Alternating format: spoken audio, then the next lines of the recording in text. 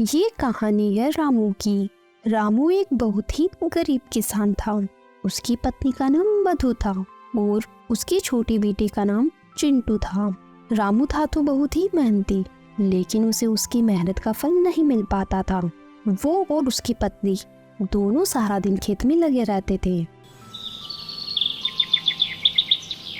माँ, अब मुझे बहुत तेज भूख लग रही है। क्या मैं पिताजी को खाना खाने के लिए बुला लाऊं? हाँ हाँ, जाओ बेटा, मैं तो उन्हें कब से बुला रही हूँ, लेकिन वो है कि मेरी कुछ सुनते ही नहीं है। फिर चिंटू रामू को बुलाने के लिए गया। पिताजी, आप जल्दी से खाना खाने चलो ना। आप कब से काम ही कर रहे हो? मुझे बहुत भूख लग रही है। फिर रामू अपनी बेटी चिंटू के साथ अपनी पत्नी के पास चला गया और उसकी पत्नी ने सबके लिए खाना परोसा और वो सब खाना खाने लगे। भगवान से इस बार यही प्रार्थना है कि ठीक से बारिश हो, वरना बहुत दिक्कत हो जाएगी। पिछले साल ठीक से बारिश न होने के कारण अपनी मेहनत बर्बाद हो गई थी। बस भगवान इस बार ऐसा बिल्कुल नहीं हो। इस बार रामू ने मधु के सारे गहने बेचकर खेत के लिए बीज और खाद खरीदे थे। रामू बहुत ही मेहनत से अपने खेत में अपने बीज बो रहा था। उसे उम्मीद थी कि इस बार उसकी फसल बहुत अच्छी होगी। कुछ महीनों बाद उसके खेत में फसल उग जाती है, लेकिन पकने से पहले ही बारिश न होने की वजह से उसकी फसल सूख जाती है। ये देखकर रामू बहुत दुखी होता है और अपने घर चला जाता है।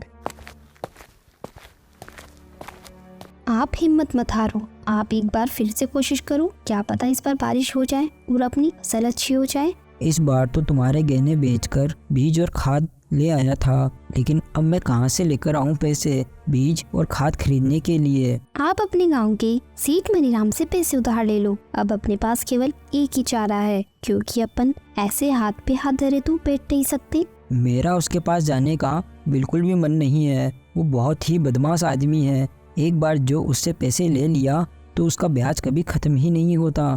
पता नहीं वो अपना किस हिसाब से हिसाब चलाता है। अपने पास इसके अलावा कोई और उपाय भी तो नहीं है। फिर थोड़ी ही देर में रात हो जाती है, लेकिन रामू को नींद नहीं आ रही थी, क्योंकि उसे समझ नहीं आ रहा था कि वो पैसों का इंतजाम कैसे करे। सेठ मनीराम से पैसे तो तुरंत मिल जाएंगे, लेकिन गांव के कई लोग उसके जाल में फंस चुके हैं और जो भी उसके जाल में फंसा है उसने अपनी पूरी जमीन तक गंवा दी है। मुझे समझ नहीं आ रहा कि मैं क्या करूं, कहां से लेकर आऊं पैसे। अगर पैसों का जुगाड़ नहीं हुआ तो खेती कैसे करूंगा? रामू की इस तरह सोचते सोचते ही सुबह हो जाती है। रामू बेचारे ने न चाहते हुए भी सेठ मनीराम के यहाँ पैसे लेने के लिए चला जाता है। अरे आओ आओ रामू भाई, बताओ कैसे आना हुआ? सेठ जी, मुझे वो कुछ पैसों की जरूरत थी नए बीज और खाद लाने के लिए। अरे तो इसमें इतना डरने वाली कौन सी बात है? हम तो बैठे ही पैसे देने के लिए हैं। हम तो जरूरतमंद लोगों की सेवा ही करते हैं। पता है रामू, ये जीना भी क्या जीना है। अगर आप किसी की मदद ना करो तो मैं तो भगवान का शुक्रिया अदा करता हूँ। मुझ जैसे इंसान को भगवान ने तुम लोगों की सेवा करने के लिए चुना। रामू को मनीराम की बातें सुनकर बहुत गुस्सा आ रहा था, लेकिन वो इस समय चुपचाप खड़ा होकर उसकी बातें सुन रहा था, क्योंकि उसे पता था कि अभी उसकी मदद वही कर सकता है। अरे रामू, क्या सोच रहे हो? बताओ तुम्हें कितने पैसे चाहिए? मालिक, अभी मुझे 15,000 रुपए की जरूरत है। अरे तुम 15,000 रुपए लो या 30,000 लो या 50,000 रुपए लो, लेकिन तुम्हें पता है ना, ब्याज तो पूरे 25% से कम नहीं लगेगा। रामू मजबूर था, इसलिए उसने सेठ से पैसे लिए और वहाँ से चला गया।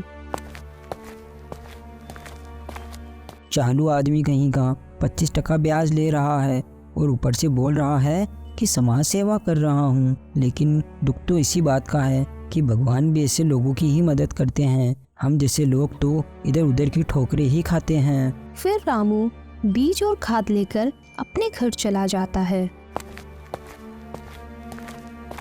फिर अगले दिन सुबह होने पर रामू अपने खेत में बीज बो देता है और थोड़ी बारिश भी हो जाती है, जिससे रामू की फसल बहुत अच्छी तैयार हो जाती है। देख रही हो मधु, इस बार अपने खेत में कितनी अच्छी फसल हुई है। और इतनी अच्छी फसल होना ही एक किसान की जीत होती है। और ये सब कुछ तुम्हारी वजह से ही हो पाया है। अगर तुम मुझे हौसला नहीं देती तो आज अपने खेत में इतनी अच्छी फसल नहीं हो पाती। और तुमने भी अपने खेत में बहुत मेहनत की है। अब अपने जल्दी ही अच्छे दिन आने वाले हैं। जी, ये तो बस भगवान की ही कृपा है कि इस बार अपनी फसल बहुत अच्छी हुई है। अब अपन जल्दी से सेठ मनीराम का कर्ज भी चुका देंगे। ये सब बातें करके दोनों अपने घर चले जाते हैं। फिर उसी दिन रात को बारिश शुरू हो जाती है।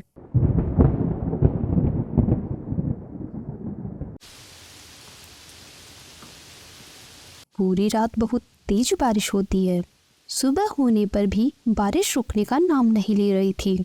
मधु, न जाने ये बारिश कब रुकेगी। पहले तो बारिश हो नहीं रही थी और अब हो रही है तो इतनी हो रही है कि कल रात से रुकने का नाम तक नहीं ले रही है। क्या पता मेरी फसल कैसी होगी। आप बिल्कुल भी चिंता मत कीजिए, देखना जल्दी ही बारिश रुक जाएगी। फिर आप जाकर अपने खेत की फसल को देख आना। मधु ये बोलकर रामू को दिलासा देने की कोशिश करती है, लेकिन उसे भी पता है कि अब तक उसकी फसल खराब हो चुकी होगी।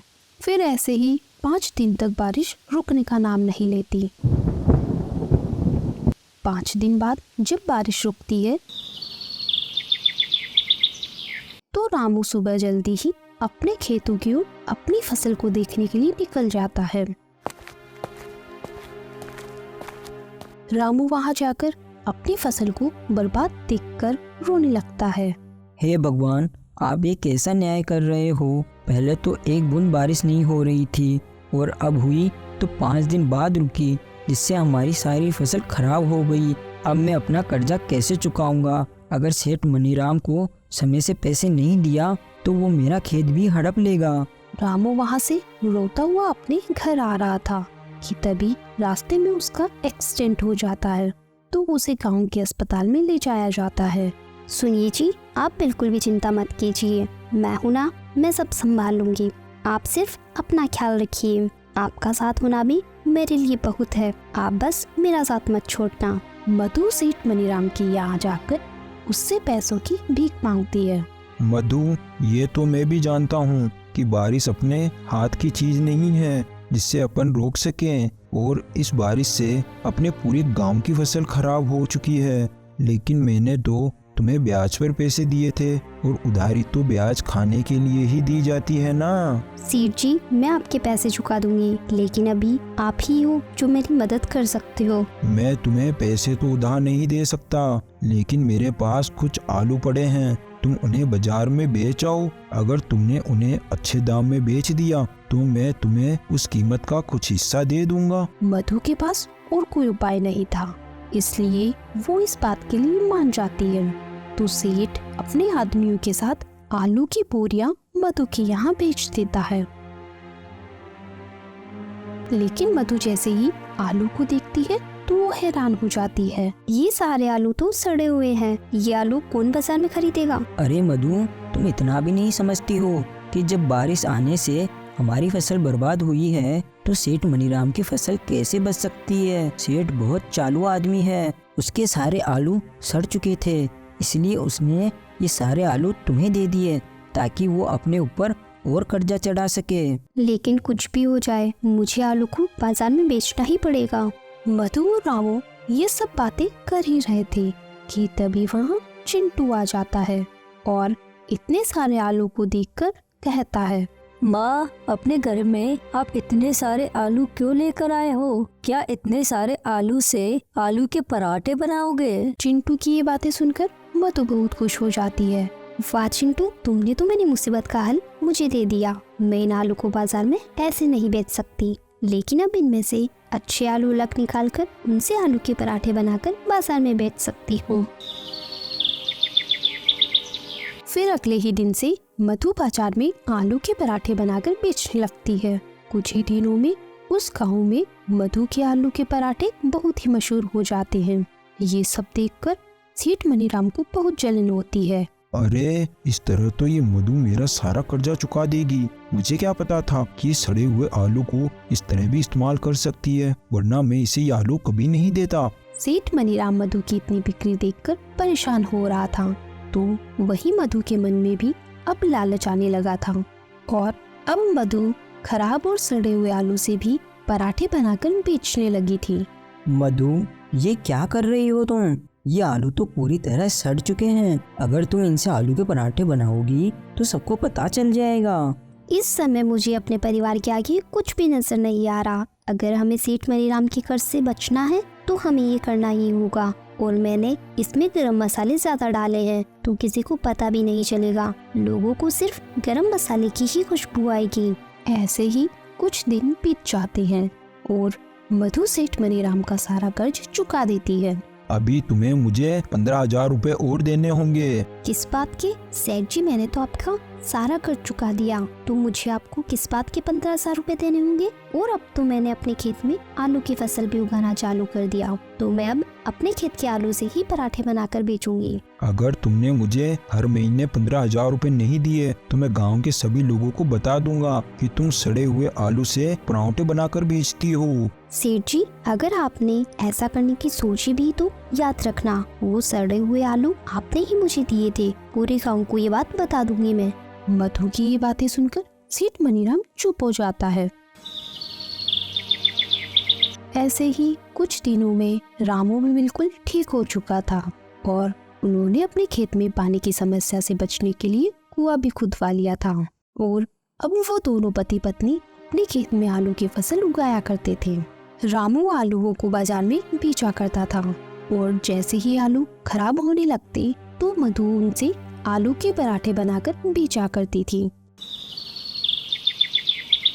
कुछ दिनों बाद सेठ मनीराम गांव के कुछ लोगों को बहला फुसलाकर रामू के यहाँ लेकर जाता है।